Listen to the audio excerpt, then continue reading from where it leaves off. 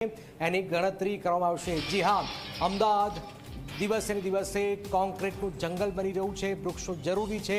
આ પરિસ્થિતિની વચ્ચે અમદાવાદમાં આવેલા વૃક્ષોની ગણતરી કરાશે। રિક્રિએશન કમિટીમાં ટ્રી સેન્સસને આ મંજૂરી આપવામાં આવી છે। આ ખૂબ જ મહત્વપૂર્ણ છે। એક વૃક્ષ દીઠ 7.89 રૂપિયા એજન્સીને અમદાવાદ કોર્પોરેશન આપશે। 6 મહિનામાં શહેરમાં આવેલા તમામ જે વૃક્ષો છે એની ગણતરી પણ કરવામાં આવશે। અમદાવાદ મ્યુનિસિપલ કોર્પોરેશન દ્વારા આ વર્ષે નિર્ણય કરવામાં આવ્યો છે કે અમદાવાદની હદની અંદર જેટલા પણ વૃક્ષો છે એની ગણતરી કરવામાં આવે। એટલા માટે ટ્રી સેન્સસનું કામ હાથ પર લેવામાં આવ્યું છે। એનું કામ આજના કમિટીના એજન્ડામાં હતું।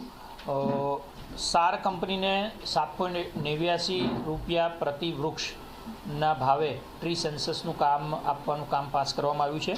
આની અંદર 6 મહિનાની અત્યારે સમય મર્યાદા રાખવામાં આવી છે અને આ કામ જ્યારે પૂર્ણ થશે ત્યારે અમદાવાદ મ્યુનિસિપલ કોર્પોરેશનની જે વેબસાઇટ છે એના ઉપર એક અલગ પોર્ટલ બનશે ને એની ઉપર આપણને આપણા અમદાવાદમાં કઈ જગ્યાએ કેટલા વૃક્ષો છે વોર્ડ વાઇઝ ઝોન વાઇઝ આપણે જોઈ શકીશું।